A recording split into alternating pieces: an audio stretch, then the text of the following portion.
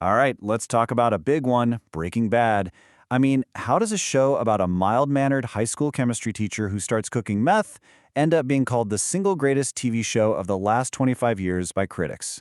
That's what we're going to dig into.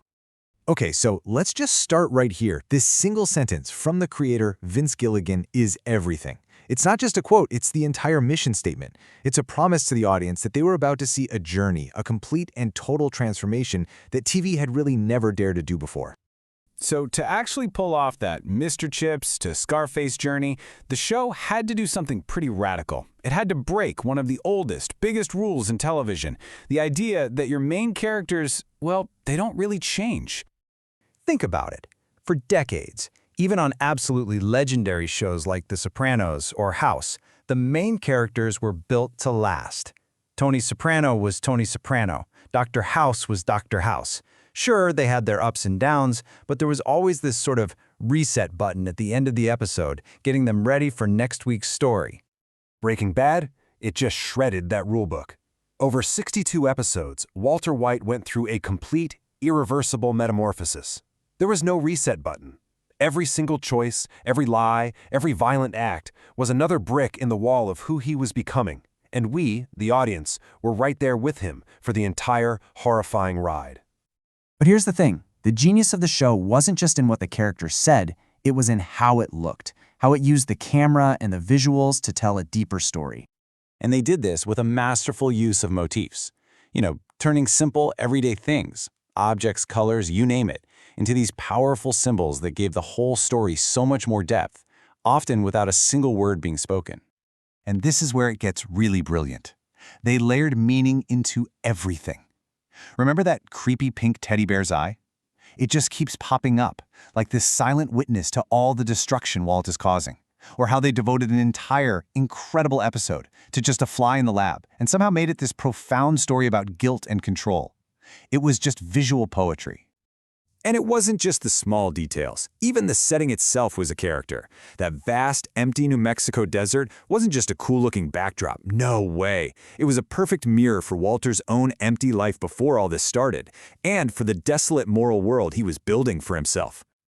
So you take this groundbreaking character arc, and you combine it with this incredibly rich cinematic storytelling, and what do you get? Well, you get a huge debate. Is Breaking Bad truly the greatest TV show of all time? I mean, a big Rotten Tomatoes survey of top critics literally placed it at #1. But the most interesting comparison, the one that always comes up in this debate, is with another absolute masterpiece from that era, HBO's The Wire.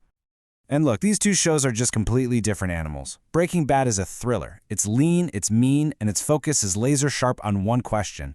How are Walt and Jesse gonna get out of this mess? The Wire, on the other hand, that's like a sprawling Dickensian novel on screen. Its main character isn't a person, it's the entire city of Baltimore, as it systematically examines every single broken American institution. So really, the debate just comes down to what you personally value more in a story. And there is no right answer. Are you looking for that perfectly executed deep dive into one man's soul, or do you prefer that sweeping look at the systems that control all of our lives? And this debate, it goes all the way to the very last episode.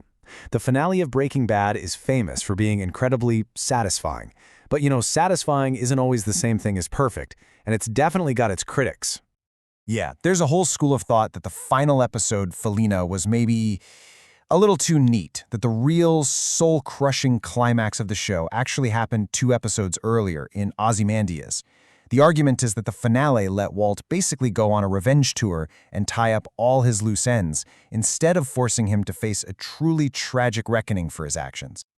But hey, whether you love the finale or not, you can't argue with the fact that across those 62 episodes, the show achieved something absolutely monumental.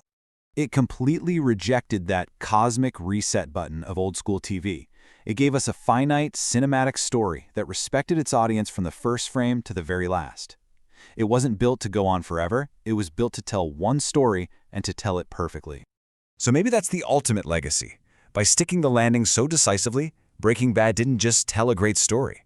It fundamentally changed our expectations for what a great TV story could be.